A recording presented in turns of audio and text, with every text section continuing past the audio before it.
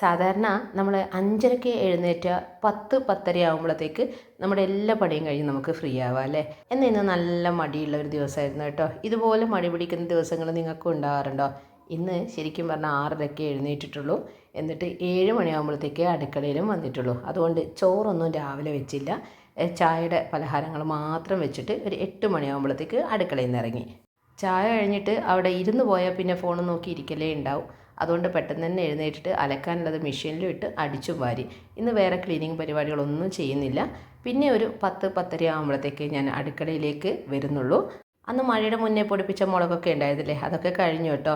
ഇതിപ്പം 1.5 കിലോ തന്നെ വാങ്ങി. കാരണം ഇടയ്ക്കിടയ്ക്ക് ഇങ്ങനെ പൊടിപ്പിക്കാൻ നിൽക്കുമ്പോൾ നല്ല ബുദ്ധിമുട്ടല്ലേ. അതുമാത്രമല്ല നല്ല വെയിലും ഉണ്ട്. ഒരു 4 ദിവസമൊക്കെ വെയിൽ കൊണ്ട് കഴിഞ്ഞാൽ പിന്നെ എത്ര കഴുകുന്നതാണെങ്കിലും പേടിക്കുകയേ വേണ്ട. അപ്പം അങ്ങനെ ഒന്നങ്ങ് പൊടിപ്പിച്ചെടുക്കാമെന്ന് വിചാരിച്ചിട്ട് ആദ്യം തന്നെ ഇതങ്ങ് ഇട്ടു. ഈ ഒരു വെയിലത്ത് നമുക്ക് വേഗം തന്നെ ഉണങ്ങി കിട്ടുമല്ലോ. പിന്നെ ഞാൻ നേരത്തെ പറഞ്ഞതുപോലെ 3-4 ദിവസത്തെ വെയിൽ കൊള്ളും. കാട് പിടിച്ച് കിടക്കുകയാണ് കേട്ടോ. എൻ്റെ ചെടികളൊക്കെ എവിടെ പോയിന്ന് സ്ഥിരമായിട്ട് വീഡിയോ കാണുന്നവരൊക്കെ ചോദിക്കും, മനസ്സിൽ വിചാരിക്കും. അതൊക്കെ ഞാൻ അടുക്കളയിൽ നിന്ന് ഇറങ്ങുന്ന ഭാഗമില്ല, ആ ഷീറ്റിൻ്റെ ഉള്ളിലേക്ക് വെച്ചിട്ടുണ്ട്. അന്ന് മഴയുടെ മുന്നേ വെച്ചതാ, അതുകൊണ്ട് അതിനൊന്നും പറ്റിയിട്ടില്ല. പക്ഷേ ഇവിടെ നിറച്ച് ആ ഒരു നമ്മുടെ പേൾ ഗ്രാസിൻ്റെ ഇടയിലൊക്കെ നിറയെ പുല്ലൊക്കെ വന്നിട്ടുണ്ട്. ഇനിയിപ്പോൾ അതിൻ്റെ കളയൊക്കെ എടുക്കണം. നല്ല പണിയൊക്കെ ഉണ്ട് കേട്ടോ. മഴ കഴിഞ്ഞപ്പോൾ നിങ്ങളുടെ ചുറ്റുമൊക്കെ എങ്ങനെയാണ്? ഇതുപോലെ കാടുണ്ടാവില്ല അല്ലേ? ഞാൻ നന്നായിട്ട് മടി പിടിച്ചായിരുന്നു ആ സമയത്ത്. പുറത്തൊന്നും ഇറങ്ങിയിട്ട് വൃത്തിയാക്കാനൊന്നും നിന്നില്ല. അത് പക്ഷേ എനിക്ക് തന്നെ ഇരട്ടിപ്പണി ആയിട്ടുണ്ട്. അതൊക്കെ ഇനി ചെയ്യണം. അതവിടെ നിൽക്കട്ടെ. ഞാനിപ്പം ഒരു 10-10:30 ആകുമ്പോഴത്തേക്ക് മാത്രമേ അടുക്കളയിൽ വന്നിട്ടുള്ളൂ. പിന്നെ അടുക്കളയിൽ കയറിയിട്ട് നമ്മളങ്ങ് ചാർജ് ആവുമല്ലോ. കാരണം എന്തായാലും നമുക്ക് പെട്ടെന്ന് പണി തീർത്തിട്ട് ഇവിടുന്ന് അങ്ങ് പുറത്തേക്ക് ചാടണം. അത് മാത്രമേ പിന്നെ ചിന്തയുണ്ടായിരുന്നുള്ളൂ.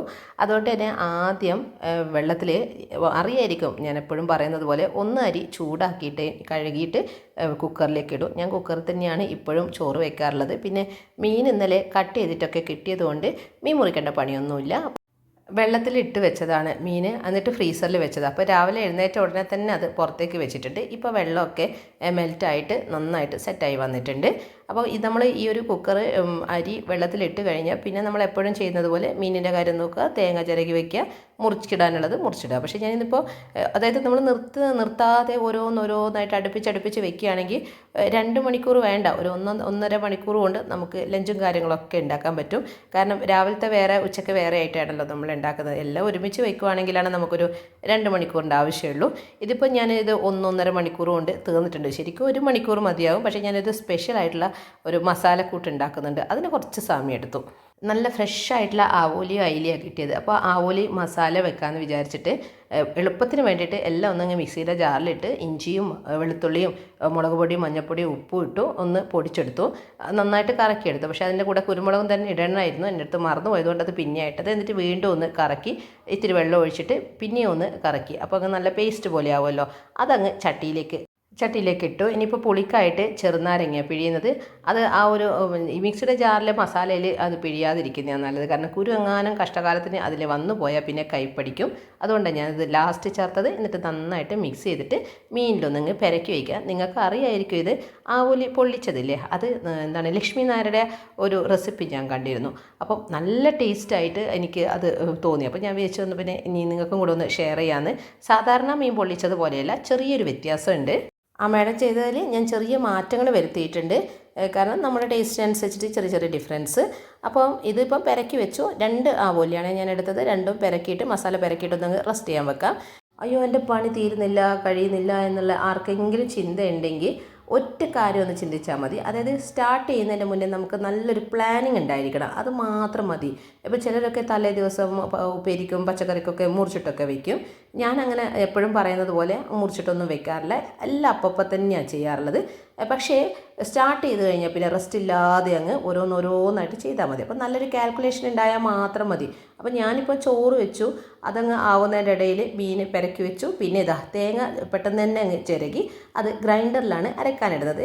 എപ്പോഴും ഞാൻ പറയുന്നത് പോലെ മീൻ കറി വയ്ക്കുമ്പോൾ ഗ്രൈൻഡറിൽ അരച്ച തേങ്ങയാണ് ഇവിടെ എല്ലാവർക്കും ഇഷ്ടം. നന്നായിട്ട് മഷി പോലെ അരയുമല്ലോ. അതാണെങ്കിൽ അതും പിടിച്ച് നിൽക്കേണ്ട ആവശ്യമില്ല. ഒരു 10 മിനിറ്റ് കൊണ്ട് തന്നെ ഇത് നല്ല സൂപ്പറായിട്ട് അരഞ്ഞു കിട്ടും. ആ ഒരു സമയം കൊണ്ട് നമുക്ക് ബാക്കി പണി ചെയ്യും. ഇത്രയും ചെയ്യുമ്പോഴേക്ക് തന്നെ നമ്മൾ കുക്കർ ആയതുകൊണ്ട് പെട്ടെന്ന് തന്നെ വിസിൽ വന്ന് ഞാനത് ഓഫ് ചെയ്തു. കുറച്ച് സമയമാകുമ്പോഴത്തേക്ക് അത് വാർത്തെടുത്ത് അതും സെറ്റായിട്ടുണ്ട്. അപ്പോൾ ചോറ് അവിടെ റെഡിയായി. ആ കുക്കർ തന്നെ കഴുകുക, വേറെ കുക്കറൊന്നും എടുക്കുന്നില്ല. അപ്പം ഒരു കുക്കറിൽ തന്നെ നമ്മൾ കറിയും ചോറും ഒക്കെ വെക്കുകയാണെങ്കിൽ ആദ്യം ചോറ് വെച്ചതിന് ശേഷം മാത്രം കറികൾ വെക്കാൻ നിൽക്കുക. അല്ലെങ്കിൽ അതിൻ്റെ മഞ്ഞളിൻ്റെ മഞ്ഞയൊക്കെ പോകണമെങ്കിൽ നന്നായിട്ട് നമ്മൾ തേച്ച് കഴുകേണ്ടി വരും. അല്ലെങ്കിൽ നമ്മുടെ ചോറിലൊക്കെ കളർ പിടിക്കുമല്ലോ. അപ്പോൾ ഞാൻ ആദ്യം ചോറ് വെച്ച് മാറ്റി വെച്ചതിന് ശേഷമാണ് ചക്കക്കുരു ഉണ്ടായിരുന്നേ, അതിൻ്റെ തൊലി ഒന്നിങ്ങ് കളഞ്ഞിട്ട് വേഗം അതും കൂടെ ഉപ്പേരി വെക്കുകയാണ്. ചക്കക്കുരുയുടെ തൊലി കളയുമ്പോൾ അറിയാമല്ലോ 2 ലെയർ ഉണ്ടാവും. മുകളിലത്തെ ആ ഒരു വെള്ള പാട പോലെയുള്ളത് മാത്രമേ ഞാൻ എടുത്ത് മാറ്റാറുള്ളൂ. ബാക്കി ആ ഒരു ബ്രൗൺ കളറുള്ളത് അങ്ങനെ മാറ്റാറില്ല. അത് നല്ലതാണെന്ന് ആരൊക്കെയോ പറയുന്നത് കേട്ടുകൊണ്ട് അതങ്ങനെ മാറ്റാറില്ല. അതുകൊണ്ട് തന്നെ വേഗം പണിയൊക്കെ കഴിയുമല്ലോ. പിന്നെ ചക്കക്കുരു നമ്മൾ ഡ്രൈ ആയിട്ട് വെക്കുവാണെങ്കിൽ അത് നമുക്ക് പെട്ടെന്ന് തന്നെ മുകളിലത്തെ വൈറ്റ് കളറുള്ള പാളി എടുത്ത് മാറ്റാനും പറ്റും. അതിന് വെറുതെ ഉപ്പും മഞ്ഞളും ഒരു വലിയ ഉള്ളിയുടെ ചെറിയൊരു കഷ്ണം അരിഞ്ഞതും ഒരല്ലി വെളുത്തുള്ളിയും പച്ചമുളകും ചേർത്ത് ഇത്തിരി വെള്ളം ഒഴിച്ചിട്ട് ഒറ്റ വിസിലല്ലേ 1-2 വിസിലൊന്നങ്ങ് വേവിച്ചെടുത്താൽ മതി. അതിൻ്റെ ഇടയിൽ തേങ്ങ പകുതി അരിഞ്ഞിട്ടുണ്ട്. മഞ്ഞൾ ഇടുന്നതിൻ്റെ മുന്നേ കുറച്ചൊന്നങ്ങ് ഞാൻ മാറ്റി വെച്ചിട്ടുണ്ട്. കാരണം ഇതിന്ന് പാലെടുക്കാനുണ്ട്. ഇനിയിപ്പോൾ അതിനായിട്ട് വേറെ തന്നെ ഒന്നങ്ങ് ചിരകിയിട്ട് എടുക്കേണ്ടെന്ന് വിചാരിച്ചിട്ട് അതിൽ നിന്ന് അങ്ങ് എടുത്ത് മാറ്റി. ഇപ്പം തന്നെ ഒരു 1/4 ഭാഗമായിട്ട് അതങ്ങ് അരഞ്ഞിട്ടുണ്ട്. പക്ഷേ നമ്മുടെ മീൻകറിക്ക് ഇത് മതിയാവില്ല. ഇനിയിപ്പം കുറച്ച് മഞ്ഞൾപ്പൊടി ഇട്ടിട്ട് അത് ആദ്യം മീൻകറിക്കിടെ പാകത്തിന് അരച്ചെടുക്കണം. 3 അടുപ്പ് ഉണ്ടെങ്കിൽ 2 മാത്രം യൂസ് ചെയ്തിട്ടും പെട്ടെന്ന് പണികളൊക്കെ തീരുന്നത് ഇങ്ങനെ റെസ്റ്റ് ഇല്ലാണ്ട് ഓരോന്ന് ചെയ്യുന്നതുകൊണ്ടാണ്. നമ്മൾ കുക്കറിൽ ചോറ് കഴിഞ്ഞ ഉടനെ തന്നെ ചക്കക്കുരു അവിടെ കയറ്റിയല്ലോ. ഇനിയിപ്പം അതിപ്പോൾ ഓഫ് വെക്കും. അതിൻ്റെ ഇടയിൽ നമുക്ക് മീൻ കറിക്ക് കലക്കണം. അപ്പോൾ ഇത്തിരി കൂടെ അരയാൻ ബാക്കിയുള്ളത് കൊണ്ട് ഞാൻ പെട്ടെന്ന് തന്നെ ചക്കക്കുരുയുടെ ഗ്യാസ് അങ്ങ് ഓഫ് ചെയ്തു, വെറുതെ ഗ്യാസ് തീർക്കണ്ടെന്ന് വിചാരിച്ചിട്ട്. ഇനിയിപ്പോൾ ഇത് അപ്പോഴത്തേക്ക് തന്നെ നമ്മുടെ ആ ഒരു തേങ്ങ അരഞ്ഞിട്ടുണ്ട്. അതിൻ്റെ ഇടയിൽ ഇത്തിരി വെള്ളത്തിൽ പുളി കുതിർത്ത് വെച്ചിട്ടുണ്ട്. കുടംപുളിയല്ല, വാളംപുളിയാണ്, നോർമൽ പുളിയില്ലേ, അത് തന്നെയാണ് ഇവിടെ മീൻകറിക്ക് ചേർക്കുക. അപ്പോൾ നമ്മുടെ ചട്ടിയിലേക്ക് ഇഞ്ചിയും പച്ചമുളകും തക്കാളിയും ഉപ്പും കുതിർത്തിട്ടുള്ള ആ ഒരു പുളിയില്ലേ അതിൻ്റെ വെള്ളമൊക്കെ ഒഴിക്കണം. പിന്നെ പൊടികളായിട്ട് മഞ്ഞൾപ്പൊടിയും മുളക് പൊടിയും മാത്രമേ എടുക്കുന്നുള്ളൂ. ഇത് കാശ്മീരി മുളകാണ്. അതെല്ലാം ഇട്ടതിന് ശേഷം മീനും കൂടെ ഇട്ടിട്ട് നമ്മൾ അരച്ച തേങ്ങയും ചേർത്തിട്ട് നന്നായിട്ട് കലക്കുകയാണ്. പക്ഷേ ഈ ഒരു തക്കാളിയൊക്കെ ഇല്ലേ നല്ലോണം ഉടഞ്ഞിട്ടാണ് നമ്മൾ ചെയ്യുന്നതെങ്കിൽ വേറൊരു ടേസ്റ്റ് ആയിരിക്കും. അതുകൊണ്ട് മീൻ ഇടുന്നതിൻ്റെ മുന്നേ ഞാനിപ്പോൾ കൈകൊണ്ട് നന്നായിട്ട് ഉടച്ചെടുക്കുന്നുണ്ട്. കൈകൊണ്ട് ഇങ്ങനെ ഉടച്ചെടുത്തിട്ട് കറി വെക്കുമ്പോൾ തന്നെയാണ് ടേസ്റ്റ് കൂടുതൽ കേട്ടോ. എന്നിട്ട് മീൻ ഇടും. ചിലപ്പോൾ മീൻ ഇട്ട് പോയിട്ടായിരിക്കും ഉടക്കാൻ നിൽക്കുക. അപ്പോൾ നമ്മൾ ശ്രദ്ധിക്കണം. അതായത് മീൻ ഉടഞ്ഞു പോകാതെ നോക്കണമല്ലോ. ഇതാകുമ്പോൾ ഒന്നും നോക്കണ്ട, നന്നായിട്ടങ്ങ് ഞരണ്ടി എടുത്താൽ മതി. എല്ലാം കഴിഞ്ഞ ശേഷം മീൻ ഇടാം. അതിൽ കറിവേപ്പിലയും കൂടെ ഇടണേ. നമ്മളങ്ങനെ ഞരണ്ടുമ്പോൾ കറിവേപ്പിലയും കൂടെ മുറിഞ്ഞ് കിട്ടുവാണെങ്കിൽ നന്നായിരിക്കും. അതിൻ്റെ ഫ്ലേവറൊക്കെ അതിൽ കറിയിലങ്ങ് ഇറങ്ങി വരുമല്ലോ. അപ്പം നമ്മുടെ അയില കഷ്ണങ്ങളും ഇട്ട് അയിലയുടെ തലയും ഇടുന്നുണ്ട്. പക്ഷേ തലയൊക്കെ നന്നായിട്ട് ക്ലീൻ ചെയ്തിട്ടാണ് ഇടുന്നത്. തേങ്ങ അരച്ചത് മുഴുവനായിട്ട് എടുക്കുന്നില്ല, ഇത്തിരി മാറ്റി വെക്കുന്നുണ്ട്. അപ്പോൾ നമ്മൾ ആവശ്യത്തിന് ഇതിനങ്ങ് എടുത്തതിന് ശേഷം നന്നായിട്ട് കലക്കുക. വെള്ളം വേണമെങ്കിൽ കുറച്ചും കൂടെ വെള്ളം ചേർക്കുക. ഇത് നല്ല കൊഴുത്തിട്ടല്ലേ ഉണ്ടാവുക. കാരണം നമ്മൾ ഗ്രൈൻഡറിൽ അരക്കുമ്പോൾ കുറച്ച് തേങ്ങയാണെങ്കിലും അത് അരഞ്ഞ് കിട്ടുമ്പോൾ നല്ല കറിക്ക് കലക്കുമ്പോഴേ നല്ല പേസ്റ്റായിട്ട് കട്ടി ഉണ്ടാവും. നമ്മൾ കാണുമ്പോൾ വിചാരിക്കും അയ്യോ ഇത്രയല്ലേ ക്വാണ്ടിറ്റി ഉള്ളൂ എന്ന്. പക്ഷേ അങ്ങനെയല്ല, ഗ്രൈൻഡറിൽ അരക്കുമ്പോൾ അത് ചെയ്യുന്നവർക്ക് അറിയായിരിക്കും. ഞാൻ ആവശ്യത്തിന് വെള്ളം എക്സ്ട്രാ ചേർത്തിട്ടുണ്ട്. എന്നിട്ട് തിളപ്പിക്കുക. ഇതിപ്പോൾ ഈ ഒരു മീൻകറിക്ക് നമ്മൾ വഴറ്റൽ പരിപാടിയോ അങ്ങനെയൊന്നുമില്ല. ഈ തേങ്ങ അരച്ച മീൻകറി ഉണ്ടെങ്കിൽ വടകരക്കാർക്ക് ഏറ്റവും ഇഷ്ടപ്പെട്ട കാര്യമാണ്. നന്നായിട്ട് ചോറുണ്ണും. ഇങ്ങനെ ഒരു മീൻകറി വെക്കുന്ന രീതി നിങ്ങൾക്ക് ആർക്കെങ്കിലും ഉണ്ടെങ്കിൽ പറയണേ. ഇങ്ങനെ കലക്കിയിട്ട് വെക്കുകയാണെങ്കിൽ ഒറ്റ കാര്യം ശ്രദ്ധിച്ചാൽ മതി, തിളച്ച് തൂവാതെ നോക്കണം. അത് മറിഞ്ഞു പോയാൽ പിന്നെ വെറുതെയാണ്. ഞാൻ എപ്പോഴും പറയുന്നത് പോലെ, കാരണം അതിൻ്റെ ടേസ്റ്റ് ഉണ്ടാവില്ല, ഉള്ളൊഴിഞ്ഞതുപോലെ ഉണ്ടാവും. അതിന് സൊല്യൂഷൻ എന്ന് വെച്ചാൽ ഒന്നുകിൽ തിള വരുമ്പോൾ നമ്മളിങ്ങനെ കയ്യിൽ കൊണ്ട് ആറ്റി കൊടുത്താൽ മതി. അല്ലെങ്കിൽ സിമ്മിലോ മീഡിയത്തിലേക്ക് മാറ്റുക. അതല്ലെങ്കിൽ വലിയ ചട്ടി എടുക്കുക. ഞാനിപ്പം ചെയ്തില്ലേ അതുപോലെ. അതായത് കുറച്ച് കറി കുറച്ച് വലിയ ചട്ടിയിൽ എടുക്കുകയാണെങ്കിൽ നമുക്ക് തിളച്ച് മറിയാതെ സൂക്ഷിക്കാം. ഇതിപ്പോൾ ചക്കക്കുരു നന്നായിട്ട് വെന്തിട്ടുണ്ട്. അതിപ്പോൾ ഞാനങ്ങ് ഉടച്ചെടുക്കുകയാണ്. നന്നായിട്ട് വേവുന്നത് കൊണ്ട് തന്നെ ഒന്നങ്ങ് പ്രസ് ചെയ്യുമ്പോൾ തന്നെ അതങ്ങ് ഉടഞ്ഞു വരും. ഇനിയിപ്പോൾ ചിരകിയ തേങ്ങ കുറച്ച് ഞാൻ മാറ്റി വെച്ചിരുന്നില്ലേ അതും കൂടെ അങ്ങ് ചേർത്തിട്ട് അങ്ങ് ഇളക്കി യോജിപ്പിക്കുക. ഇത്തിരി വെള്ളം ബാക്കിയുണ്ടെങ്കിൽ അതും കൂടെ അങ്ങ് വറ്റിച്ചെടുക്കുക. ഇതിങ്ങനെ പ്രത്യേകിച്ച് വറവിട പരിപാടികളൊന്നുമില്ല. ഈ ഒരു കറികളിലെല്ലാം നിങ്ങൾ കണ്ടിട്ടുണ്ടാവും എണ്ണ വളരെ കുറവാണ്. പക്ഷെ നമുക്ക് ആ പോലിയിൽ കുറച്ച് എണ്ണ വേണം. അപ്പോൾ അത് ബാലൻസ് ചെയ്യാൻ വേണ്ടിയിട്ടാണ് ഇവിടെയൊക്കെ എണ്ണ അങ്ങ് കുറച്ചത്. പിന്നെ നന്നായിട്ട് തേങ്ങ ചേർക്കുന്നുണ്ടല്ലോ, അപ്പോൾ പിന്നെയും വെളിച്ചെണ്ണയുടെ ആവശ്യവും വരുന്നില്ല. നല്ല ടേസ്റ്റ് ആയിരിക്കും ചക്കക്കുരു ഉപ്പേരി ഈ ഒരു തേങ്ങ ചേർത്തിട്ട് കഴിക്കുന്നത്. നിങ്ങൾ കറി വെച്ചിട്ടുണ്ടാവും, ഇതുപോലെ ഉപ്പേരി വെച്ചിട്ടില്ലെങ്കിൽ ഒന്ന് ചെയ്ത് നോക്കൂ കേട്ടോ.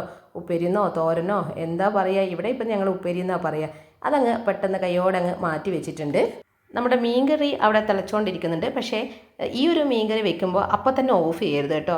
ആദ്യത്തെ തിളയിൽ മാത്രമേ അത് തൂവിപ്പോകാനുള്ള ടെൻഡൻസി ഉണ്ടാവും. പക്ഷേ ആ ഒരു സ്റ്റേജൊക്കെ കഴിഞ്ഞ് അതിൽ ചേർത്ത പച്ചമുളകൊക്കെ ഒരു ലൈറ്റ് കളറായിട്ട് നല്ലോണം വെന്തിട്ട് അങ്ങനെ ആവുന്ന സമയത്താണ് നമ്മളത് ഓഫ് ചെയ്യും. ഇതിപ്പോൾ അയില പോലുള്ള മീനാണ്. ചെറിയ മീൻ പൊടിമീനൊക്കെ ആണെങ്കിൽ തിള വന്നതിന് ശേഷം ഇടുക.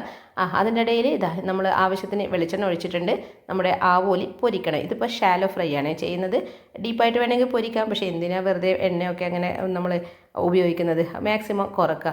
അതുകൊണ്ട് തന്നെയാണ് നോൺ സ്റ്റിക്ക് എടുത്തത്. നോൺ സ്റ്റിക്ക് പാൻ ആകുമ്പോൾ അധികം എണ്ണ ഉണ്ടാവില്ലല്ലോ, ആവശ്യം വരില്ലല്ലോ. നമ്മൾ ഏറ്റവും നല്ലത് അയണിൻ്റെ ആണ്. അത് നമുക്കെല്ലാവർക്കും അറിയുന്നതാണ്. പക്ഷെ ഒരുപാട് എണ്ണ വേണ്ടി വരും. പിന്നെ നോൺ സ്റ്റിക്ക് പാൻ ഉപയോഗിക്കുമ്പോൾ നമ്മൾ ഒരു വർഷം കഴിയുമ്പോൾ അതൊന്നങ്ങ് ചേഞ്ച് ആക്കിയാൽ മതി. അതിൻ്റെ ടെഫ്ലോൺ എന്നുള്ള ഒരു കോട്ടിംഗ് ഇല്ലേ, ആ കോട്ടിങ് ഇളയുന്ന ഒരു സ്റ്റേജിലേക്ക് നമ്മൾ എത്തിക്കരുത്. അതാണ് അപകടകാരി. അതുകൊണ്ട് തന്നെ നമ്മൾ ചീത്തയാവാനൊന്നും വെയിറ്റ് ചെയ്യേണ്ട. ഒരു വർഷമൊക്കെ കഴിയുമ്പോൾ പാൻ ഒന്നങ്ങ് മാറ്റിയാൽ മതി. പിന്നെ നമ്മുടെ ക്യാഷിൻ്റെ ഒരു കാര്യം ആലോചിക്കുമ്പോൾ ഓരോ വർഷം കഴിയും തോറും നോൺ സ്റ്റിക്ക് പാൻ വാങ്ങുന്നതിനേക്കാളും നല്ലത് ഒരു അയണിൻ്റെയോ കാസ്റ്റ് അയണിൻ്റെയോ തവയും മറ്റു കാര്യങ്ങളും വീട്ടിൽ ഉണ്ടാകുന്ന തന്നെയാണ്. കാരണം അതിങ്ങനെ മാറ്റി വാങ്ങേണ്ട ആവശ്യം വരുന്നില്ലല്ലോ. അങ്ങനെയാണെങ്കിൽ അങ്ങനെ നോക്കുകയാണെങ്കിൽ ഹെൽത്ത് വൈസും നമ്മുടെ സാമ്പത്തിക സ്ഥിതിയെല്ലാം നോക്കുമ്പോൾ അത് തന്നെയാണ് നല്ലത്. പക്ഷേ എളുപ്പത്തിൽ പണി കഴിയാനും പെട്ടെന്ന് എണ്ണ കുറച്ചിട്ട് നമ്മൾ കുക്ക് ചെയ്യാനൊക്കെ ആണെങ്കിൽ നമുക്ക് നോൺ സ്റ്റിക്ക് തന്നെയാണ് നല്ലത്. അതൊക്കെ നമ്മുടെ ഓരോരുത്തരെയും ഇഷ്ടം അല്ലേ. അപ്പോൾ ഞാൻ മൂടി വെച്ച് വേവിച്ച് എന്താണെന്ന് വെച്ചാൽ നല്ല ദശകട്ടിയുള്ള ആവോലി നല്ല അത്ര ദശകട്ടി ഇല്ലെങ്കിലും ഇത് ഞാൻ അങ്ങനെ മുറിക്കാതെ അങ്ങനെ അങ്ങ് പൊരിക്കുകയല്ലേ. അപ്പോൾ കുറച്ചും കൂടെ വേവാനുള്ള സമയം വേണം. അപ്പോൾ അതുകൊണ്ട് തന്നെയാണ് മൂടി വെച്ചിട്ട് വേവിക്കുന്നത്. ആ ആവിയിൽ നന്നായിട്ട് വെന്തോളുമല്ലോ. പക്ഷേ ഇത് എപ്പോഴും ശ്രദ്ധിക്കണം. ഇങ്ങനെ ചെയ്യുമ്പോൾ നമ്മൾ സിമ്മിലിട്ടിട്ട് ലോ ഫ്ലെയിമിലാണ് കുക്ക് ചെയ്യുന്നത്. തിരിച്ചിട്ടതിന് ശേഷം ഇത്തിരിയും കൂടെ ഞാൻ എണ്ണ ചേർത്തിട്ടുണ്ട്.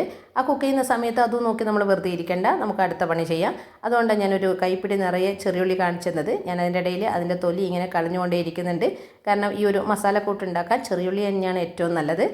അതില്ലെങ്കിലോ അല്ലെങ്കിൽ സമയക്കുറവാണെങ്കിൽ നമുക്ക് വലിയുള്ളി ഉപയോഗിക്കാം. പക്ഷേ വലിയുള്ളി എന്ന് വെച്ചാൽ സവാള ഉപയോഗിക്കാം. പക്ഷേ ചെറിയുള്ളിയുടെ ആ ഒരു ടേസ്റ്റ് വരില്ല കേട്ടോ. നമ്മുടെ തേങ്ങ അരച്ച മീൻകറി കണ്ടോ, ഇതിപ്പോൾ തിളച്ച് പൊങ്ങുന്ന സ്റ്റേജ് അല്ലല്ലോ.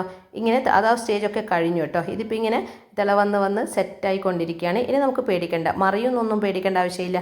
അതിൻ്റെ ഇടയിൽ ഉപ്പും പുളിയൊക്കെ നോക്കി എല്ലാം കറക്റ്റാണ്. ആ ഉള്ളിയൊക്കെ അന്ന് വൃത്തിയാക്കി എടുത്തിട്ടുണ്ട്. അതിൻ്റെ ഇടയിൽ നമ്മുടെ ആവോലി പൊരിഞ്ഞും വന്നിട്ടുണ്ട്. അത് ഇനിയിപ്പോൾ മാറ്റി വയ്ക്കണം. ഇതിപ്പം കണ്ടോ നല്ല സെറ്റായിട്ടുണ്ട്. തലഭാഗമൊക്കെ എടുത്തിട്ടുണ്ട്. പക്ഷേ തലയുടെ ഉൾഭാഗമൊക്കെ നന്നായിട്ട് ക്ലീൻ ആക്കിയിട്ടുണ്ട്. പിന്നെ ആവോലിയുടെ മസാല പുരട്ടുമ്പോൾ അതിൻ്റെ ഉൾഭാഗത്തൊക്കെ മസാല പുരട്ടണേ. അതൊക്കെ അറിയായിരിക്കും. ഞാനിപ്പോൾ ഇതിങ്ങ് മാറ്റി വെച്ചു. ഈ ഒരു പാനിൽ തന്നെയാണ് ഇതിൻ്റെ മസാലക്കൂട്ട് തയ്യാറാക്കുന്നത്. ഇതിപ്പോൾ ആവോലിയുടെ റെസിപ്പി മാത്രമാണ് ഞാൻ ഡീറ്റെയിൽ ആയിട്ട് പറയാൻ ഉദ്ദേശിക്കുന്നുള്ളൂ. ബാക്കിയെല്ലാം അങ്ങനെ പറഞ്ഞു പോവുകയാണ്. പക്ഷേ അതിനേക്കാളും ഞാനിപ്പം ഈ ഒരു വീഡിയോ കൊണ്ട് ഉദ്ദേശിക്കുന്നത് കുറഞ്ഞ സമയം കൊണ്ട് നമുക്ക് എങ്ങനെയാണ് പെട്ടെന്ന് ഒരുപാട് കാര്യങ്ങൾ ചെയ്ത് തീർക്കാൻ പറ്റുക. അതായത് രാവിലെ എഴുന്നേറ്റിട്ട് അപ്പോൾ മാത്രമാണോ നമ്മുടെ പണി തീരുക? അല്ല, നമുക്കിപ്പം ലേറ്റായിട്ട് എഴുന്നേറ്റാലും അന്നത്തെ ദിവസം റിലാക്സ് ആയിട്ട് നമുക്ക് എല്ലാ ജോലികളും തീർക്കാം. ഇപ്പം ഇന്ന് ഞാൻ ലേറ്റായിട്ട് എഴുന്നേറ്റപ്പോൾ കുറച്ച് പണികളൊക്കെ കട്ടാക്കിയിട്ടുണ്ട്. അതായത് തുടക്കുന്ന പണിയോ അല്ലെങ്കിൽ ബാത്റൂം ക്ലീനിങ്ങോ അതൊന്നും ഇന്നും ഞാൻ ഉൾപ്പെടുത്തിയിട്ടില്ല. എല്ലാം നമ്മുടെ പ്രയോറിറ്റിക്ക് അനുസരിച്ചിട്ടല്ലേ. അല്ലെങ്കിൽ ദിവസവും അല്ലെങ്കിൽ ഒന്നരാടം തന്നെ ഇത് ചെയ്തേ പറ്റൂ അങ്ങനെയൊന്നുമില്ല. നമുക്കിപ്പം ഒരു ദിവസം മടി പിടിച്ചിരിക്കുകയാണെങ്കിൽ ഓക്കെ, ആ പണിയൊന്നും ചെയ്യണ്ട. എന്നിട്ട് ചെയ്യുന്ന പണികൾ വേഗം ചെയ്തിട്ട് നമുക്ക് ഒന്നുകിൽ റെസ്റ്റ് എടുക്കുമോ നമ്മളല്ലെങ്കിൽ വേറെ എന്തെങ്കിലും പണി വേറെ വിചാരിച്ചിട്ടുണ്ടാവും നമ്മുടേതായിട്ടുള്ള കാര്യങ്ങൾ. അങ്ങനെ ഇവിടെ നമ്മൾ പണി ഒന്ന് സെറ്റാക്കി വെച്ചിട്ട് അറേഞ്ച് ചെയ്ത് നമ്മൾ കാൽക്കുലേറ്റ് ചെയ്ത് അടുക്കളയിൽ നിന്ന് അങ്ങ് ഇറങ്ങിക്കഴിയുകയാണെങ്കിൽ പിന്നെ നമുക്ക് ബാക്കിയുള്ള സമയമൊക്കെ നമ്മുടെ കാര്യങ്ങൾക്കായിട്ട് മാറ്റി വയ്ക്കാമല്ലോ. എൻ്റെ ആ ഒരു തടിത്തവ കണ്ടിട്ടൊന്നും തോന്നില്ലേ. ഞാൻ കൈ പിടിക്കുന്ന സ്ഥലത്ത് നല്ല കറുപ്പ് വന്നിട്ടുണ്ട്. അതിനൊരു സൊല്യൂഷൻ എനിക്ക് തോന്നുന്നു വിനാഗിരി ഇട്ടിട്ട് തേച്ച് കഴുകിയാൽ റെഡി ആവുമായിരിക്കും. അതിനൊന്ന് ചെയ്ത് നോക്കണം. അതിൻ്റെ ഇടയിൽ ഇപ്പം ആവോലി അവിടെ സെറ്റാക്കിയിട്ടുണ്ട്. പിന്നെ നമ്മുടെ ചെറിയുള്ളിയില്ലേ, ആ ചെറിയുള്ളി ഉപ്പിട്ടിട്ട് വഴറ്റിയും വെച്ചിട്ടുണ്ട്. പക്ഷേ അത് അങ്ങനെ വഴറ്റാൻ വെച്ചിട്ടില്ല, കാരണം എണ്ണ കുറവാണല്ലോ. അങ്ങനെ അവിടെ വെച്ചിട്ടാണ് ഞാൻ ഈ ഒരു പൊട്ടിക്ക മുറിച്ചിടുന്നുണ്ടെങ്കിൽ അത് കരിഞ്ഞു പോകും. അതുകൊണ്ട് ഞാൻ അതൊന്ന് ഓഫ് ചെയ്തിട്ടുണ്ട്. പൊട്ടിക്കാന്നും അതിനെ കൊടോരങ്ങാന്നൊക്കെ പറയും തോന്നുന്നു. ഞങ്ങളിവിടെ പൊട്ടിക്കുകയാണ് ഈ ഒരു പച്ചക്കറിക്ക് പറയുക. ഇതിനെന്താ പറയുക കണ്ടാൽ നിങ്ങൾക്ക് മനസ്സിലാവുമല്ലോ, ഒന്ന് പറയണേ. പിന്നെ അതിൻ്റെ ഇടയ്ക്ക് മീൻകറി പവറിലല്ലേ, സിമ്മ് ടു മീഡിയത്തിലാണ് വന്നിരിക്കുന്നത്. അതൊന്ന് പ്രത്യേകം ശ്രദ്ധിക്കണം ഇങ്ങനെ മീൻകറി വെക്കുമ്പോൾ, അല്ലെങ്കിൽ നന്നായിട്ട് ഇത് കുറുകിയിട്ട് കൊഴുപ്പ് പോലെയായിപ്പോവും. അപ്പോൾ എൻ്റെ ഇത് ഇനി ഓഫ് ചെയ്യാനുള്ള സമയമായിട്ടുണ്ട്. അതിൻ്റെ ഇടയിൽ നമ്മൾ ഈ ഒരു ഉപ്പേരിക്ക് ഒരു പച്ചമുളകും നേരത്തെയുള്ളത് വലിയുള്ളിയുടെ ബാക്കിയില്ലേ അതൊക്കെ ഇടുന്നുണ്ട്. പിന്നെ ഒരു ചീരോപ്പറങ്കിയില്ലേ കാന്താരി മുളക് 2 ഉണ്ടായിരുന്നു. ഒന്ന് അതിലിട്ടു, ഒന്ന് ഞാൻ മാറ്റി വെച്ചിട്ടുണ്ട്. കാരണം മീൻകറി കൂട്ടിയിട്ട് നമ്മൾ ചോറ് കഴിക്കുകയാണെങ്കിൽ ആ ചോറിൽ ഈ ഒരു ചീരോപ്പറങ്കി കാന്താരി മുളക് ഒന്നങ്ങ് ഞെരടിയിട്ട് മീൻകറി ഒഴിച്ചിട്ട് കഴിക്കുകയാണെങ്കിൽ നല്ല ടേസ്റ്റ് ആയിരിക്കും. അതിലേക്ക് അതിന് ശേഷം മഞ്ഞൾപ്പൊടിയും ഉപ്പും ഒക്കെ ഇട്ടിട്ടുണ്ട്. വെള്ളം ഒഴിച്ചിട്ട് അതങ്ങ് അടുപ്പിലേക്ക് വെക്കണം. മീൻകറി തിളക്കുന്ന അതേ അടുപ്പ് തന്നെയാണ് ഞാൻ ആ ഒരു ഉപ്പേരിക്കും വെക്കുന്നത്. കാരണം അവിടെ അങ്ങ് ഉപ്പേരിയൊക്കെ സെറ്റാക്കി വെച്ചിട്ടുണ്ടല്ലോ. ഇനിയിപ്പോൾ അതങ്ങ് ഇങ്ങോട്ടേക്ക് മാറ്റി വെച്ചിട്ട് ഇതങ്ങ് വെക്കുന്നു. അപ്പം ഗ്യാസൊന്നും അങ്ങനെ അങ്ങ് ഇതാകുന്നില്ല, കാരണം അടുപ്പിച്ച് തന്നെ വെച്ചതുകൊണ്ട് ഗ്യാസൊന്നും വേസ്റ്റ് ആകുന്നില്ല. വീണ്ടും ഈ ഒരു അടുപ്പ് കത്തിച്ചിട്ട് ഇതിൻ്റെ ബാക്കി പണി ചെയ്യണം. ഇവിടെ ഇപ്പം കാര്യമായിട്ട്, അതായത് നമ്മുടെ ആ ഒരു ചെറിയ ഉള്ളിയില്ലേ നന്നായിട്ട് വഴണ്ട് വന്നിട്ടുണ്ട്. ഓഫിലാണെങ്കിലും ആ ചൂടിലങ്ങ് സെറ്റായിട്ടുണ്ട്. ഇനിയിപ്പം നമ്മൾ നേരത്തെ മീൻ പെരക്കിയിട്ടുള്ള മസാലയില്ലേ, ആ ബാക്കി മസാല ഇത്തിരി വെള്ളം ഒഴിച്ച് കഴുകിയിട്ട് ആ വെള്ളം അങ്ങനെ തന്നെ ഇതിലേക്ക് ഒഴിച്ച് മാറ്റുന്നത് നന്നായിരിക്കും. നന്നായിട്ടൊന്നങ്ങ് ആ ഒരു മസാലയുടെ പച്ചമണമൊക്കെ അങ്ങ് മാറിക്കഴിയുമ്പോൾ നമുക്ക് എന്ത് ചെയ്യാം, തക്കാളിയില്ലേ, ഒരു തക്കാളി പുളിക്കായിട്ട് നമ്മൾ ഒരു തക്കാളിയും കൂടി ഇട്ടിട്ട് നന്നായിട്ട് ഇളക്കി യോജിപ്പിക്കുക. അതിനുശേഷം നമ്മൾ അത് ഗ്രൈൻഡറിൽ അരക്കുമ്പോൾ ആദ്യം തന്നെ മഞ്ഞൾ ഇടുന്നതിൻ്റെ മുന്നേ കുറച്ച് തേങ്ങ മാറ്റി വെച്ചിരുന്നില്ലേ, അത് പാലെടുക്കാൻ വേണ്ടിയിട്ടായിരുന്നു. അതിൽ കുറച്ച് വെള്ളം ഒഴിച്ചിട്ട് നന്നായിട്ട് അരിച്ചിട്ട് ആ ഒരു തേങ്ങാപ്പാൽ ഇതിലേക്ക് ഒഴിക്കുക. ഇതാണ് ഈ ഒരു റെസിപ്പിയിൽ വന്ന മാറ്റം. ഈ തേങ്ങാപ്പാൽ ഒഴിച്ചിട്ട് ഇത് ചെയ്യുമ്പോഴാണ്, ഇതില്ലാതെ ചെയ്യുന്ന ആ ഒരു പൊള്ളിച്ചതിനേക്കാളും ടേസ്റ്റ് ഇങ്ങനെ ചെയ്യുന്നതാണ്. ഞാൻ 2 രീതിയിലും ചെയ്ത് നോക്കിയിട്ട് എനിക്കിഷ്ടപ്പെട്ടത് ഇങ്ങനെയാണ്. അതായത് തേങ്ങാപ്പാൽ ഒഴിച്ചിട്ട് ഇലയിൽ പൊള്ളിക്കുന്ന മീനിനാണ് ടേസ്റ്റ് കൂടുതൽ. ഇതിലിപ്പോൾ 1-ാം പാൽ 2-ാം പാൽ അങ്ങനെ എടുത്തൊന്നും വെക്കണ്ട. കുറച്ച് തേങ്ങ അരച്ചിട്ട് അതിൻ്റെ ഒന്നങ്ങ് പാൽ ഇതിൽ പിഴിയുന്നു, അത്രയേ ഉള്ളൂ. അത് വലിയ നമ്മൾ പായസത്തിന് വെക്കുന്നത് പോലെ വലിയ ബുദ്ധിമുട്ടുള്ള കാര്യമൊന്നുമല്ലല്ലോ. ഞാൻ നേരത്തെ തന്നെ അത് അരയുന്നതിൻ്റെ ഇടയിൽ കുറച്ചങ്ങ് മാറ്റി വെച്ചത് കൊണ്ടാണ് എനിക്കത് പ്രത്യേകിച്ച് ഇതിനായിട്ട് മെനക്കെടേണ്ടി വന്നിട്ടില്ല. അപ്പം ഇതിപ്പം നമ്മൾ ആ ഒരു തക്കാളിയൊക്കെ നന്നായിട്ട് ഉടയ്ക്കുക. അതിന് ശേഷം നന്നായിട്ട് ചാറൊക്കെ ഇങ്ങനെ കുറുകുന്ന ആ ഒരു പരുവാകുമ്പോൾ നമ്മുടെ മീൻ അതിലേക്ക് ഇടുക. മീൻ ഇട്ടിട്ട് നന്നായിട്ട് അതിൻ്റെ മുകളിലൊക്കെ ആ ഒരു മസാല വരുന്ന രീതിയിലേക്ക് മാറ്റുക. പിന്നെ ആവോലിയാണ്, പെട്ടെന്ന് അത് നമ്മൾ തിരിച്ചും മറിച്ചിട്ടിട്ട് കളിക്കുമ്പോൾ ശ്രദ്ധിക്കണം, കാരണം പൊടിഞ്ഞു പോകാനുള്ള ചാൻസ് കൂടുതലാണ്. ഭയങ്കര സോഫ്റ്റ് അല്ലേ അതിൻ്റെ ഫ്ലഷ്. അപ്പോൾ 2 തവ എടുത്തിട്ട് നമ്മൾ സപ്പോർട്ട് ചെയ്തിട്ട് തിരിച്ചിടുന്നതായിരിക്കും നല്ലത്. ഞാനങ്ങനെ കുറച്ചൊരു മെസ്മറിസ് കളിച്ചിട്ടുണ്ട്. അപ്പോൾ ആദ്യം റിസ്കിന് നിൽക്കണ്ടെന്ന് വെച്ചിട്ട് പിന്നെ ഒരു തവയും കൂടെ എടുത്തിട്ട് ഒന്ന് സപ്പോർട്ട് കൊടുത്തിട്ടാണ് തിരിച്ചിട്ടത്. അതുകൊണ്ടാണ് നിങ്ങളോടും കൂടെ പറയുന്നത്. പിന്നെ അതുപോലെ തന്നെ നമ്മുടെ കരിമീനാണെങ്കിലും മറിച്ചിടൊക്കെ ഇടുമ്പോൾ നമ്മൾ പെട്ടെന്ന് പൊടിഞ്ഞു പോകാനുള്ള ചാൻസ് ഉണ്ടല്ലോ. അതാ അതിൻ്റെ ഇടയിൽ നമ്മുടെ ആ ഒരു പൊട്ടിക്കേണ്ട ഉപ്പേരി അങ്ങ് റെഡിയാവുന്നുണ്ട്. അപ്പം ആവോലിയുടെ ആ മസാല അത് നന്നായിട്ട് പിടിക്കട്ടെ. ഇതിനിടയിൽ മീനൊന്ന് മുളകിടണം. അതിന് വേണ്ടിയിട്ട് തക്കാളി പിന്നെ വലിയുള്ളിയാണ് ഞാൻ എടുക്കുന്നത്. ഇതിനും ചെറിയുള്ളി തന്നെയാണ് നല്ലത്. പക്ഷേ എനിക്കിപ്പോൾ പിന്നെയും അതിൻ്റെ തൊലിയൊന്നും കളയാൻ കഴിയില്ല. അതുകൊണ്ട് ആ വലിയുള്ളിയുടെ കുറച്ച് ബാക്കി ഉണ്ടായിരുന്നു, അതും ഇഞ്ചിയും പച്ചമുളകും പിന്നെ പൊടികളായിട്ട് മഞ്ഞൾപ്പൊടിയും മുളക് പൊടിയും ഉപ്പും ഇതെല്ലാം ഇടുക. പിന്നെ പുളി നേരത്തെ പിഴിഞ്ഞ് വെച്ചതിൻ്റെ ബാക്കിയില്ലേ അതും ഒഴിക്കുക. പിന്നെ ഗ്രൈൻഡറിൽ കുറച്ച് തേങ്ങ മാറ്റി വെച്ചത് ഇതിലൊഴിക്കാൻ വേണ്ടി. അപ്പം നമ്മളിവിടെ മുളകിടുമ്പോൾ ഇത്തിരി ഒരു പൊടിക്ക് അരച്ച തേങ്ങ കൂടെ, അതായത് മീൻകറിക്ക് തേങ്ങ അരക്കുമ്പോൾ കുറച്ച് ബാക്കിയുണ്ടെങ്കിൽ ഇത്തിരി ഇതിലേക്ക് ഇടും. ഇനി അതല്ല ഇതിനായിട്ടാണെങ്കിൽ നമ്മൾ അരക്കാനൊന്നും നിൽക്കില്ല. ഇതുപോലെ ഇത്തിരി നമ്മൾ ബാക്കിയുണ്ടെങ്കിൽ അതും കൂടി ഇതിൽ ചേർക്കും. അതൊന്ന് അതിനും കൂടെ ഒന്ന് കണക്കാക്കും. അപ്പം നല്ല ടേസ്റ്റ് ആയിരിക്കും, ആവശ്യത്തിന് കുറുകിയിട്ടും കിട്ടും. അപ്പോൾ അതങ്ങ് സെറ്റാക്കി വെച്ചിട്ടുണ്ട്. അതിൻ്റെ ഇടയിൽ കണ്ടോ ഈ മസാലയൊക്കെ നന്നായിട്ട് അതിന് പിടിച്ചിട്ടുണ്ട്. പിന്നെ ഇതിൽ മീൻ കഷ്ണങ്ങൾ ഇട്ടിട്ടില്ല. അപ്പോൾ എല്ലാം ഇട്ടതിന് ശേഷമാണ് മീൻ കഷ്ണങ്ങൾ ഇടുന്നത്. 2 കഷ്ണം മാത്രമേ എടുത്തിട്ടുള്ളൂ. ആ നേരത്തെ നമ്മുടെ മസാല വെച്ചിട്ടുള്ള ആ ഒരു അടുപ്പിലേക്ക് അതങ്ങ് മാറ്റി വെച്ചിട്ടുണ്ട്. ഇനിയിപ്പോൾ ഈ ഒരു മസാലയിൽ അത് പൊള്ളിക്കാൻ വേണ്ടിയിട്ട് നമുക്ക് വാഴയില വേണം. വാഴയില പോയിട്ടെടുത്തു. ഇതിപ്പം ആദ്യം ഞാൻ ചെയ്തത് ഒരു മീനിന് ഒരു വാഴയില മാത്രമായിരുന്നു. പക്ഷേ അവരുടെ റെസിപ്പിയിലാണ് ഇങ്ങനെ പറയുന്നത്, അതായത് 2 വാഴയില എടുക്കുമ്പോഴാണ് വാഴയില കരിഞ്ഞാലും മീനിലേക്ക് കരി പിടിക്കില്ല എന്നുള്ളത്. അത് കറക്റ്റ് കേട്ടോ. ഇങ്ങനെ ചെയ്യുമ്പോഴാണ്, അതായത് അതിൻ്റെ ഫ്ലേവറൊക്കെ വരികയും ചെയ്യും, എന്നാൽ കരിയൊന്നും ആവുകയില്ല. അപ്പോൾ അതുകൊണ്ട് നിങ്ങൾ ഇതുപോലെ റെസിപ്പി നമ്മൾ ട്രൈ ചെയ്യുവാണെങ്കിൽ ഇതുപോലെ 2 വാഴയില എടുത്തിട്ട് ചെയ്തോ കേട്ടോ. അങ്ങനെ ഗ്യാസിൻ്റെ അടുപ്പിൽ കാണിച്ചിട്ട് ഇലയൊക്കെ നന്നായിട്ട് വാട്ടിയെടുത്തിട്ടുണ്ട്. ഇനിയിപ്പം ഒന്നിൻ്റെ മുകളിൽ ഒന്ന് വെച്ചിട്ടാണ് നമ്മൾ മീനും മസാലയും ഇതിലേക്ക് വെക്കുന്നത്. ഇപ്പോൾ ഇവിടെ മസാല എനിക്കിപ്പോൾ ആവശ്യത്തിന് മാത്രമേ ഞാൻ ഉള്ളൂ. അതായത് നിങ്ങൾക്കിപ്പോൾ കൂടുതൽ മസാല പൊതിഞ്ഞ മീനാണ് വേണ്ടതെങ്കിൽ നേരത്തെ എടുത്ത, അതായത് ഉള്ളിയുടെ അളവൊക്കെ നിങ്ങൾ കൂട്ടിയാൽ മതി. അല്ലെങ്കിൽ ആ ഒരു ചെറിയുള്ളിയുടെ കൂടെ കുറച്ച് വലിയ ഉള്ളിയും കൂടെ എടുത്തിട്ട് മസാലയുടെ അളവ് കൂട്ടിയാൽ മതി. പിന്നെ ഒരു തക്കാളിയുള്ള 2 തക്കാളിയൊക്കെ അങ്ങനെയൊക്കെ ക്വാണ്ടിറ്റി കൂട്ടാം. പക്ഷേ എനിക്കിത് കറക്റ്റാണ്, കാരണം ഒരാൾക്ക് ഒരു മീൻ എന്നുള്ള രീതിയിലാണ് നമ്മളിത് എടുത്തിരിക്കുന്നത്. അപ്പോൾ ആ മസാലയും ആ ഒരു മീനും കറക്റ്റാണ്. ശരിക്കും പറഞ്ഞാൽ നിങ്ങൾ ചോറ് അടുപ്പിൽ വെക്കുകയാണെങ്കിൽ ചോറ് വാർത്ത് കഴിഞ്ഞിട്ട് അതേ അടുപ്പിൽ ഇങ്ങനെ പൊള്ളിക്കുകയാണെങ്കിൽ ഇതിനേക്കാളും ഒരു പിടിക്ക് ടേസ്റ്റ് കൂടുതലായിരിക്കും. അതായത് അടുപ്പിൽ നോൺ സ്റ്റിക്ക് അല്ല, നമ്മൾ ഇരുമ്പിൻ്റെ നമ്മുടെ ദോശക്കല്ലില്ലേ അതിൻ്റെ മുകളിൽ വെച്ചിട്ട് അങ്ങനെ ചെയ്യുവാണെങ്കിൽ ഇതിനേക്കാളും 10 മടങ്ങ് ടേസ്റ്റ് തന്നെയാണ്. അതിപ്പോൾ നമുക്ക് അറിയാമല്ലോ. പക്ഷേ എനിക്കിവിടെ അടുപ്പില്ല, അതുകൊണ്ട് ഞാൻ ഇങ്ങനെ ചെയ്യുന്നെന്ന് മാത്രം. ഇപ്പോൾ ഫ്ലാറ്റിലൊക്കെ ആണെങ്കിലും എന്നെപ്പോലെ ഇങ്ങനെ ചെയ്യാനേ നിവൃത്തിയുള്ളൂ. അപ്പോൾ ഇതിപ്പോൾ വാഴയില കൊണ്ടാണ്, വാഴയുടെ നാരില്ലേ അതുകൊണ്ട് തന്നെയാണ് കെട്ടുന്നത്. ഇതില്ലെങ്കിൽ നമുക്ക് എന്തെങ്കിലും നൂലെങ്ങാനും എടുക്കാം. അടുപ്പിലാണ് വെക്കുന്നതെങ്കിൽ അടുപ്പ് തീ കത്താൻ പാടില്ല, അത് പ്രത്യേകം ശ്രദ്ധിക്കണം. വാഴയില അങ്ങനെ അങ്ങ് കരിഞ്ഞു പോകും, കാരണം ഇതെല്ലാം കുക്കായതാണ്. ഇതിപ്പോൾ വാഴയിലയുടെ ഫ്ലേവർ നമ്മുടെ മീനിലേക്ക് പിടിക്കണം, അത് മാത്രമേ അടുത്ത് ചെയ്യാനുള്ളൂ. അതുകൊണ്ട് അടുപ്പിൽ വെക്കുകയാണെങ്കിൽ ആ ഒരു കനൽ മാത്രമേ ഉണ്ടാവാൻ പാടുള്ളൂ. രണ്ടാമത്തെ മസാല മീനിൽ പുരട്ടിയിട്ട് അതും അങ്ങ് സെപ്പറേറ്റ് ആയിട്ട് വെക്കുകയാണ്. പിന്നെ സെപ്പറേറ്റ് ആയിട്ട് കെട്ടി വെക്കുന്നത് തന്നെയാണ് നല്ലത് കേട്ടോ. എല്ലാം കൂടെ ഒരുമിച്ചാകുമ്പോൾ നമ്മൾ ഉദ്ദേശിച്ച ആ ഒരു റിസൾട്ട് കിട്ടില്ല.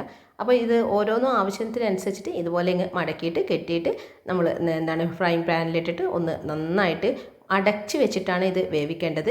ഇനി ഒരു തുള്ളി വെളിച്ചെണ്ണ വേണമെങ്കിൽ ഒഴിക്കാം, അല്ലെങ്കിൽ തന്നെ ഇതിലിപ്പോൾ നമ്മൾ തേങ്ങാപ്പാൽ ഒഴിച്ചിട്ട് ഉണ്ടാക്കിയ മസാലയല്ലേ, അപ്പോൾ അത് നല്ല വെളിച്ചെണ്ണ അതിൽ വരികയും ചെയ്യും. വാഴയുടെ ഇലയിൽ കൂടെ ചിലപ്പോൾ അത് പുറത്തേക്ക് ഇറങ്ങിയും വരും കേട്ടോ. അപ്പോൾ അത് അങ്ങ് സെറ്റാക്കി വെച്ചിട്ടുണ്ട്. അതിൻ്റെ ഇടയിൽ നമ്മുടെ ഉപ്പേരി ഇവിടെ റെഡി ആയിട്ടുണ്ട്. അതിൽ തേങ്ങ ചേർത്ത് അതും ഇളക്കി മാറ്റി വെക്കട്ടെ. ഉപ്പേരി വെച്ചിട്ടുള്ള അതേ അടുപ്പ് തന്നെയാണ് പാന് വെച്ച് വെളിച്ചെണ്ണ ഒഴിച്ച് 2 വാഴയില കെട്ടും അതിലേക്ക് വെക്കുന്നത്. ഇനിയിപ്പോൾ കുറച്ചും കൂടെ ഹെൽത്ത് വൈസ് നിങ്ങൾ നോക്കുന്നുണ്ടെങ്കിൽ ഈ ഒരു ഈ ഒരു സ്റ്റേജിൽ അത് നമുക്ക് മാറ്റി പിടിക്കാം. അതായത് ഇഡ്ഡലി ചെമ്പിൽ കുറച്ച് വെള്ളം ഒഴിച്ചിട്ട് അതിലേക്ക് വേവിച്ചെടുക്കാം. പക്ഷേ ഈ പൊള്ളിച്ചതിൻ്റെ ഒരു എഫക്റ്റ് കിട്ടില്ല. വാഴയുടെ ഇലയുടെ ഒരു ഫ്ലേവർ വരുമെങ്കിലും പൊള്ളിച്ച് വരുന്ന ആ ഒരു ഫ്ലേവറില്ലേ, ആ ഒരു ടേസ്റ്റ് അതായിരിക്കില്ല. ആ ടേസ്റ്റ് വ്യത്യാസം ഉണ്ടാവും. നമ്മുടെ മീൻ മുളകിട്ടത് സെറ്റായിട്ടുണ്ട്. നല്ല ടേസ്റ്റാണ് കേട്ടോ. അതായത് ഒരു പൊടിക്ക് അരച്ച തേങ്ങ ചേർത്തിട്ട് ഉണ്ടാക്കുന്ന കറിയും തേങ്ങ ഇല്ലാതെയും 2 ചെറിയ വ്യത്യാസങ്ങളുണ്ട്. അതുകൊണ്ട് എനിക്കിതാണ് കുറച്ചും കൂടെ ടേസ്റ്റായിട്ട് തോന്നാറുള്ളത് ഈ ഒരു രീതിയിൽ മീൻ മുളകിടുമ്പോൾ. അപ്പോൾ 1-2 കറിവേപ്പിലയുടെ തണ്ടും കൂടെ ഞാൻ അതിലിട്ടിട്ടുണ്ട്, ഇലയും കൂടി ഇട്ടിട്ടുണ്ട്. അത്രേ ഇവിടെ ഉള്ളൂ. കൂടുതലുണ്ടെങ്കിൽ കൂടുതലിടാം. പിന്നെ നമ്മൾ ലാസ്റ്റ് ഒന്നുകിൽ ഇതിൽ ഉലുവ വറവായിടുക, അതല്ലെങ്കിൽ നമുക്ക് എന്ത് ചെയ്യാം, ഉലുവപ്പൊടി വറുത്ത് പൊടിച്ചിട്ടുണ്ടെങ്കിൽ അതിട്ടിട്ട് പച്ച വെളിച്ചെണ്ണയും കൂടെ നനച്ചെടുത്താൽ മതി. ഞാനിപ്പോൾ അങ്ങനെയാണ് ചെയ്യുന്നത്. അപ്പോൾ പച്ച വെളിച്ചെണ്ണ ഒഴിച്ചു, ഒന്നങ്ങ് ഓഫ് ചെയ്തു, എന്നിട്ട് ഉലുവപ്പൊടി ലാസ്റ്റ് മൊമെൻറ്റിലാണ് ഇടുന്നത്. നല്ല ടേസ്റ്റ് എന്ന് പറഞ്ഞാൽ സൂപ്പറായിരിക്കും. അങ്ങനെ അതും ഓഫ് ചെയ്ത് കഴിഞ്ഞിട്ടുണ്ട്. ഇനിയിപ്പോൾ നമ്മുടെ വാഴയില മീനില്ലേ അത് തിരിച്ചിടേണ്ട സമയമായിട്ടുണ്ട്. ഒരു ഭാഗത്ത് നന്നായിട്ട് സ്മെല്ല് വന്നു തുടങ്ങി. അപ്പോൾ തന്നെ നമുക്കറിയാം ഇത് മറിച്ചിടാനുള്ള സമയമായെന്ന്. അപ്പോൾ ഞാനതങ്ങ് തിരിച്ചിട്ടെ. ഇതും ഞാൻ പറഞ്ഞില്ലേ, 2 തവ എടുത്തിട്ട് നമ്മൾ സപ്പോർട്ട് ചെയ്ത് തിരിച്ചിടുന്നതായിരിക്കും നല്ലത്. കാരണം ഈ ഒരു ഞാൻ കെട്ടിയത് അത്ര ബലമൊന്നുമില്ല, അതുകൊണ്ട് ഞാൻ ഇങ്ങനെയാണ് ചെയ്തത്. അടുക്കള മുഴുവൻ വാഴയിലയുടെ ആ ഒരു സ്മെല്ല് വന്നപ്പോൾ തന്നെ ഞാൻ അങ്ങ് തിരിച്ചിട്ടിട്ടുണ്ട്.